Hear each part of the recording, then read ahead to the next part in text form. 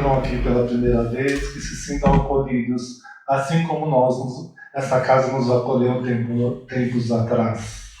A lição de hoje é a de número 103 desse livro de trabalho nosso, Palavras de Vida Eterna, psicografado por Chico Xavier, pelo Espírito de Emmanuel, e intitulada Produzimos. A primeira coisa que eu quero falar para vocês é que nada se cria, algo do nada.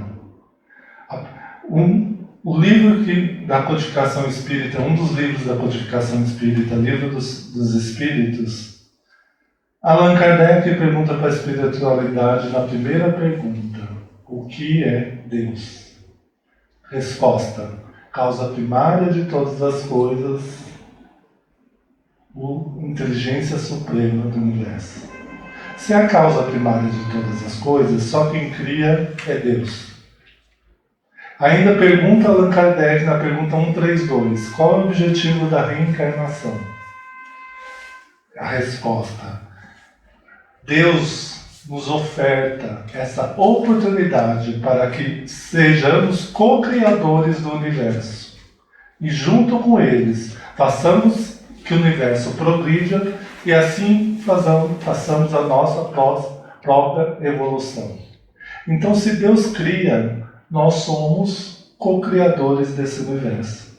Então, estamos sempre produzindo algo, mesmo que tenhamos a percepção de que nada está acontecendo. Quando estamos dormindo, estamos a trabalho da espiritualidade. Quando estamos parados, estamos pensando. Então sempre estamos produzindo. O problema não é que a gente não tem que deixar de produzir. O problema é qual a qualidade da nossa produção. O que estamos despendendo energia para produzir. O que estamos produzindo. Esta é o que a gente tem que ficar prestar atenção.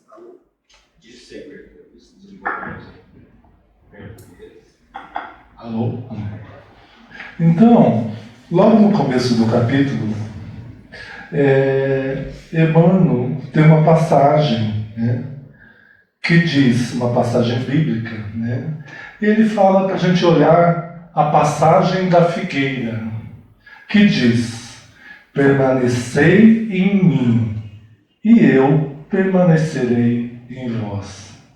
Eu vou repetir, porque isso é muito profundo. É Jesus falando. Permanecei em mim, e eu permanecerei em vós. Como não pode o ramo produzir fruto de si mesmo, se não permanecer na videira, assim nem vós o podeis dar. Se não permanecerdes em mim. Jesus que falou no Evangelho de João, capítulo 15, versículo 4. Então isso daí, essa parte do discurso de Jesus faz parte da segunda parte do discurso da despedida na Santa Ceia, e que atesta justamente a bondade de Jesus para com a sua comunidade. Então o que ele está falando aqui? Que a gente tem a necessidade de produzir algo ligado às coisas divinas. A necessidade de produzir bons frutos, porque se a gente não produzir algo que esteja ligado à videira, que ele fala aqui, a gente está produzindo inutilmente. O que seria a videira? A videira seria os ensinamentos de Jesus. Quem é o lavrador? Seria Deus. E quais são os ramos dessa videira? Seriam nós, que estamos todos conectados. Se estamos seguindo os ensinamentos de Jesus, estamos conectados a essa videira. Estamos produzindo bons frutos. Se não estamos conectados a essa videira, geralmente não estamos produzindo bons frutos. Aquele galho quebrado não produz bom fruto.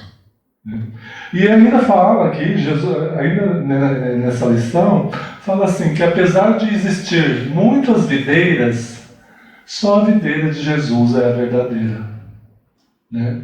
Então, o que a gente tem que seguir? A gente tem que achar um propósito de vida, um sentido na nossa vida que nos ligue a essa videira.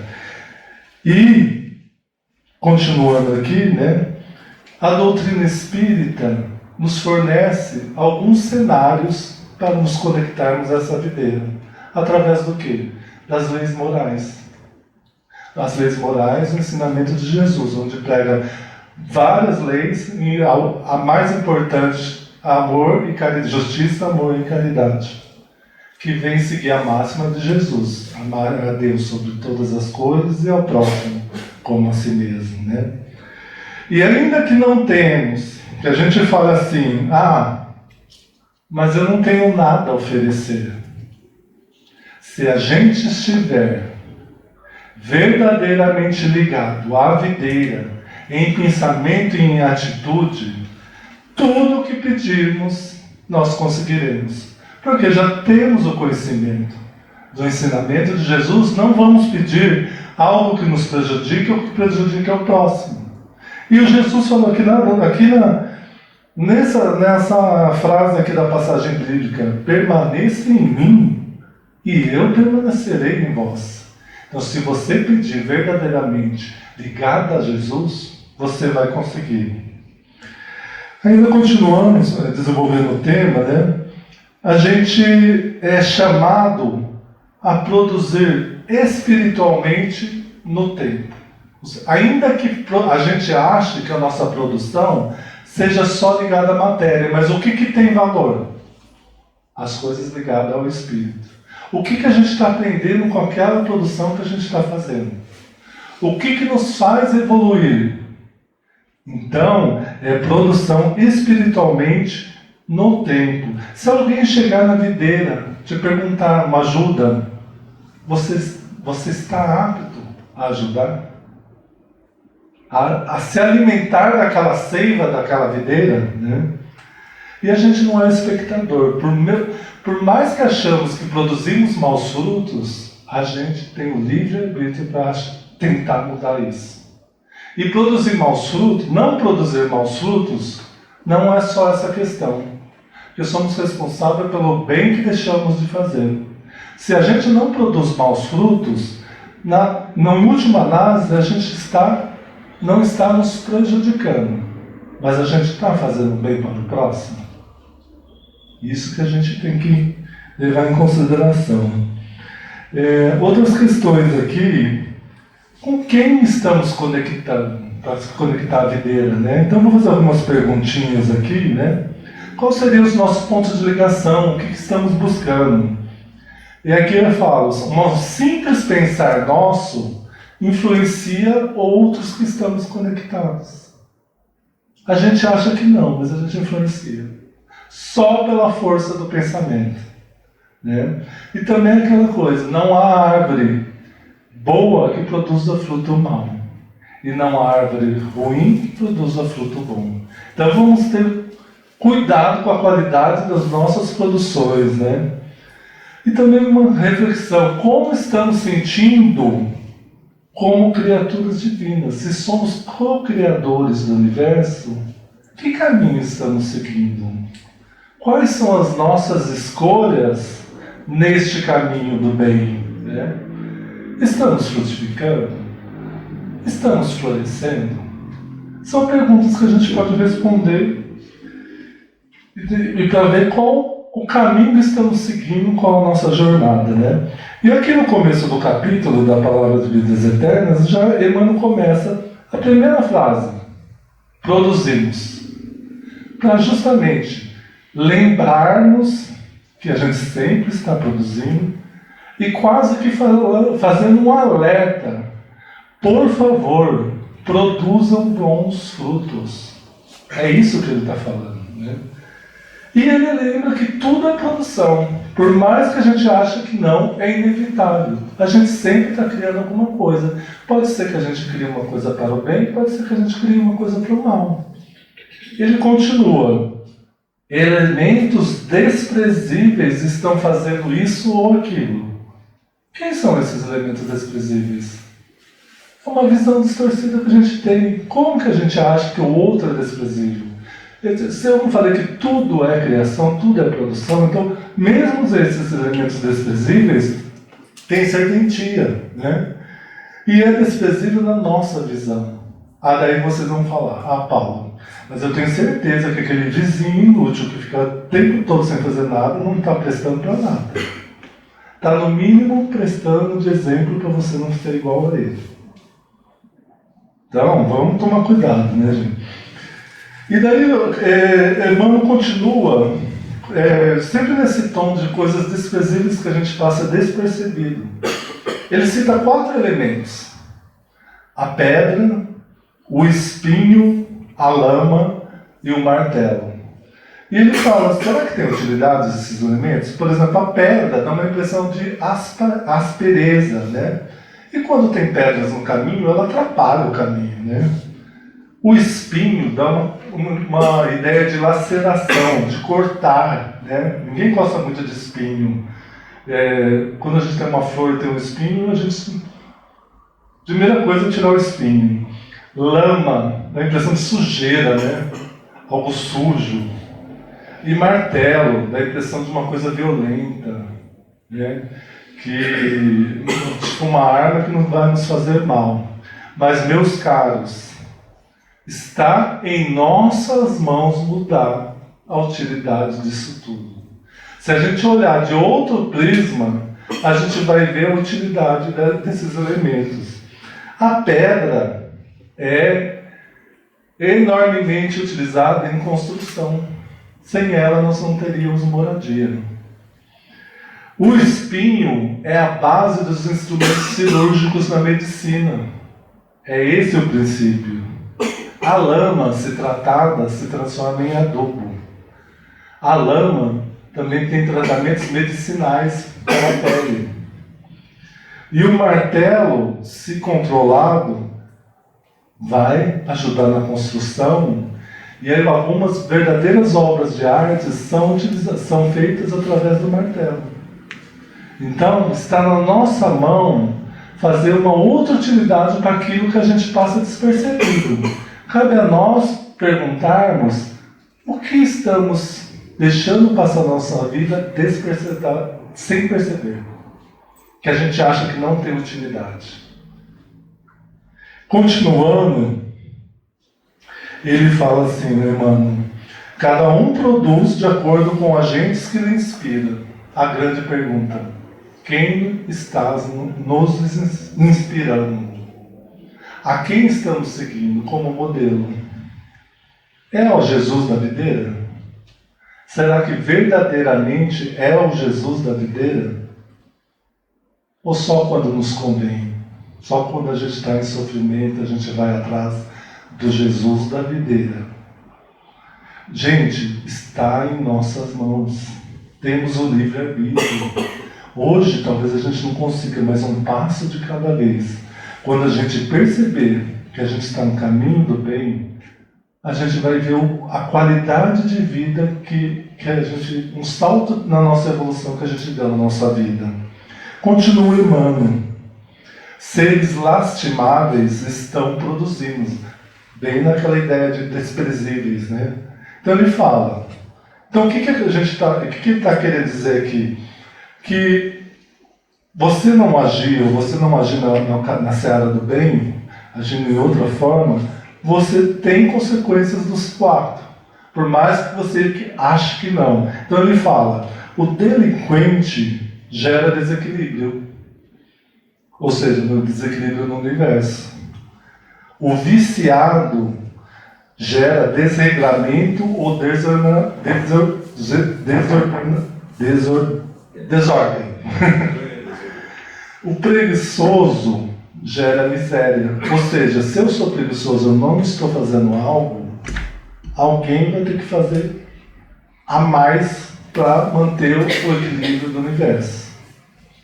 O pessimista gera desânimo, falta de vontade e, em última análise, falta de esperança. Não há pior sentimento na vida que falta de esperança na vida. Isso é muito sério. Então, olha as consequências das nossas ações. Por mais que achamos que não tem consequência, tudo que fazemos, tudo que produzimos tem consequência. Né? Estamos o tempo todo produzindo. Ainda que não tenhamos percepção, estamos pensando. Pensamento gera atitudes, atitude gera conduta. Né? E ainda continuando Emmanuel, aonde estivermos estamos produzindo, porque atuamos mecanicamente aqueles que se conectam a nós. Viemos aqui para progredir em sociedade, ninguém aqui veio para viver sozinho. Estamos conectados uns aos outros. A minha ação gera resultado no próximo. A ação do próximo gera resultado em mim. E ele termina, né, quase que dando uma lição, aclamando: aprendizes do Evangelho, na escola cristã, recordemos a lição de Cristo. É um recado: permaneçam ligados à videira, permaneçam ligados aos ensinamentos de Jesus, produzam bons frutos. O principal beneficiado, quem vai ser? Nós mesmos. Então, gente, vamos dar um passinho de cada vez, mudar e permanecer na videira, porque não podemos esquecer da primeira frase que eu li aqui do capítulo: permaneça em Jesus, que Ele permaneça em vós. Muito obrigado. Eu gosto de terminar com umas mensagenzinhas.